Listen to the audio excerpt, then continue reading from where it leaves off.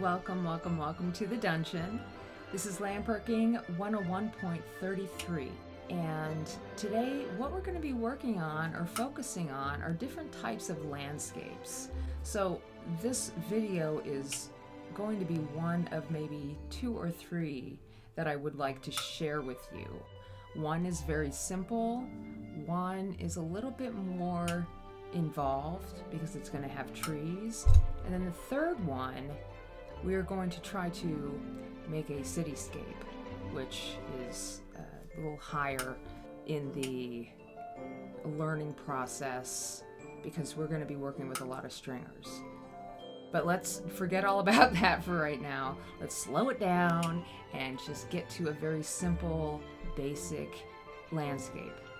It could be on any planet, anywhere in your solar system, it doesn't matter. So let's go ahead and see what I come up with, and I'd love to see what you guys come up with if you're interested in doing this technique or if you make landscapes.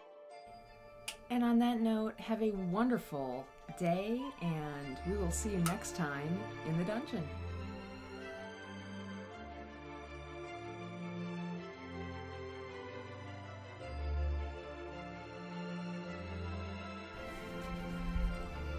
Alright, so let's start this bead out, this landscape bead out, with a nice white background.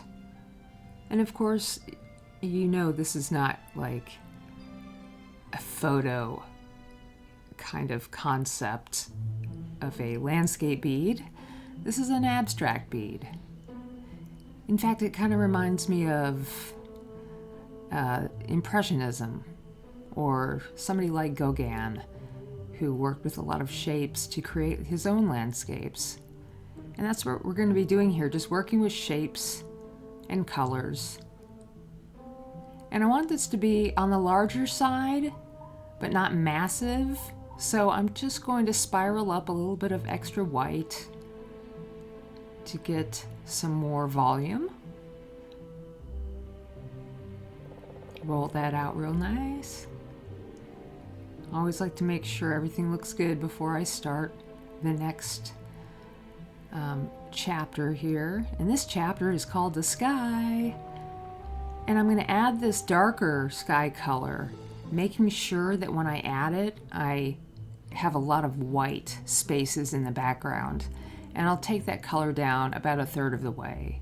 And then I'll go ahead and fill in those areas that I left white with a lighter shade of the same color. Or it could be a different color, but a lighter shade, and it really makes for a beautiful sky. Now let's start this landscape part. Because there's a water focal point to this, I'm going to start with that, just by adding a little bit of where I want it to be coming from. And then I'll use a dark color. This time I'm going to use a brown just to make sure that I'm creating land between both sides of the water. And I'm going to add this section right here, and then I'll pull it around, twisting my rod and bringing that color up and down, kind of like a mountain or a hilly landscape. And I want to make sure I do overlap the sky color as well. And now let's get back into this foreground area.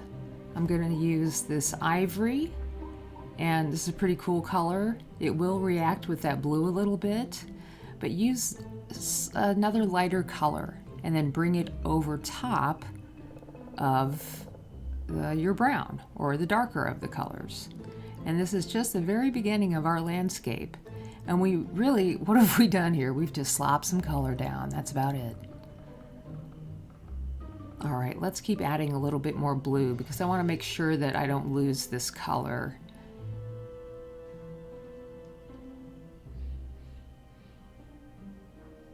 Just make it a little thicker because adding those other colors next to it made it thinner. So we want it to be a little nicer looking, a little larger. And then here we have our third landscape color. It's like a pink. So I thought I'd bring this in because this could be any planet, like I said. I don't know where this is. This could be somewhere on the other side of the solar system for all I know.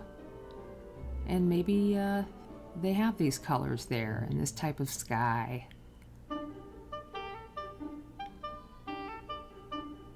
Roll that out real nice once you have the bottom going.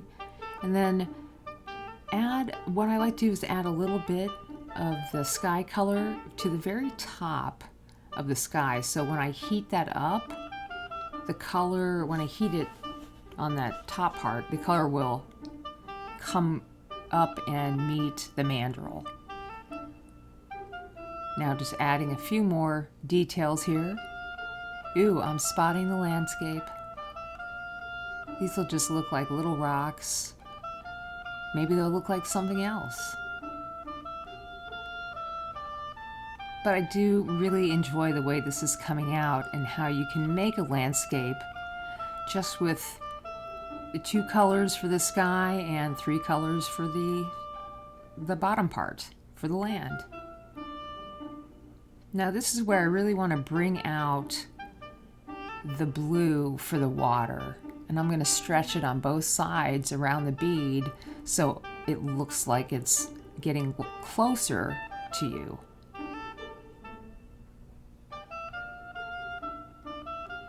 And here I thought I was going to add like little stars or something, but it didn't quite work out for me because when I went to put the clear on top, they ended up looking like little puffy clouds, and that's fine. Now here's where I think I'm doing something really cool. I'm going to add a couple of like moons or other planets in the background. But then I realize that when I go to flatten it out in the end, they're not round anymore. They're more like oval shape. So those kind of become more of a background, something else in the sky, you know, different shaped clouds. And here we go. We're ready now to add our clear. I get quite a bit of clear hot at the top of the rod, and then I gently swoop down. I just sweep it down, pressing gently as I go, making sure that I get all the clear that I have hot from the top to the bottom. And it doesn't work out every single time, and you can fill those gaps in. But then I like to add a little to the bottom, and that usually equals what I have at the top. And now it's all about heating. And we're going to press this down. We're going to press this down a couple times.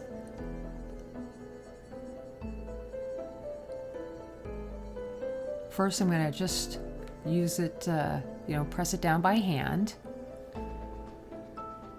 And then I thought, I'll just use a little bit more force. I'll use my graphite paddle. And I have the suspicion that may have left a little schmutz on my clear. But that's okay. I'm going to go ahead and I ended up grabbing the tabulator, and then it was like, I need it closer. I need it a little thinner. So I went ahead and did my very best to hurry up and make this thing possible. Now I'm ready to flatten it. Thank you, tabulator. And now I'm going to clear up any chill marks that I have. And then on this one, I thought I would go ahead and add some clouds because the moon, obviously, or that other, whatever that is definitely not a planet anymore. So let's cover that up. Flatten it out, and we're done. We have a little landscape for you now, and the finish of this landscape is going to be acid etched and then oil finished. So thanks for watching this alien landscape. We'll see you soon, guys.